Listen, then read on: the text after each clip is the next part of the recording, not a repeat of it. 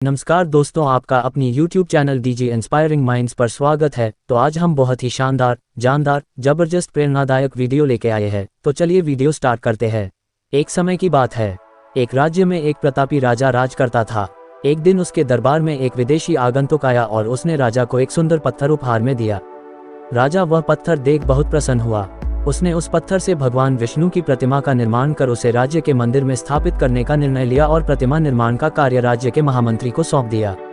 महामंत्री गांव के सर्वश्रेष्ठ मूर्तिकार के पास गया और उसे वह पत्थर देते हुए बोला, महाराज, मंदिर में भगवान विष्णु की प्रतिमा स्थापित करना चाहते हैं। 7 दिवस के भीतर इस पत्थर से भगवान विष्णु की प्रतिमा तैयार कर राजमहल पहुंचा देना। इसके लिए तुम्हें 50 स्वर्ण मुद्राएं दी जाएंगी।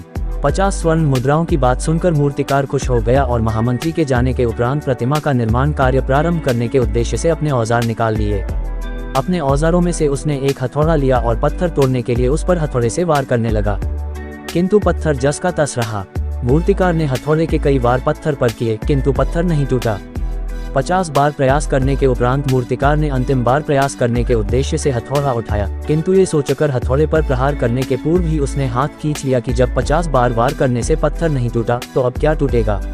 वह पत्थर लेकर वापस महामंत्री के पास गया और उसे यह कह वापस कर आया कि इस पत्थर को तोड़ना नामुमकिन है, इसलिए इससे भगवान विष्णु की प्रतिमा नहीं बन सकती। महामंत्री को राजा का आदेश हर स्थिति में पूर्ण करना था, इसलिए उसने भगवान विष्णु की प्रतिमा निर्मित करने का कार्य गांव के एक साधारण से मूर्तिकार को सौंप दिया।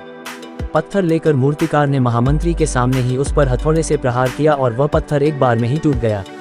पत्थर टूटने के बाद मूर्तिकार प्रतिमा बनाने में जुट गया। इधर महामंत्री सोचने लगा कि काश पहले मूर्तिकार ने एक अंतिम प्रयास और किया होता तो सफल हो गया होता और 50 स्वर्ण मुद्राओं का हकदार बनता। मित्रों, हम भी अपने जीवन में ऐसी परिस्थितियों से दो चार होते रहते हैं। कई बार किसी कार्य को करने के पूर्व या किसी समस्या के सामने आने पर उसका निराकरण करने के पूर्व ही हमारा आत्मविश्वास डगमगा जाता है और हम प्रयास किए बिना ही हार मान लेते हैं। कई बार हम 1-2 प्रयास में असफलता मिलने पर आगे प्रयास करना छोड़ देते हैं, जबकि हो सकता है कि कुछ प्रयास और करने पर कार्य पूर्ण हो जाता या समस्या का समाधान हो जाता। यदि जीवन में सफलता प्राप्त करनी है तो बार बार असफल होने पर भी तब तक प्रयास करना नहीं छोड़ना चाहिए जब तक सफलता नहीं मिल जाती। क्या पता जिस प्रयास को करने के पूर्व हम हाथ खींच ले वही हमारा अंतिम प्रयास हो।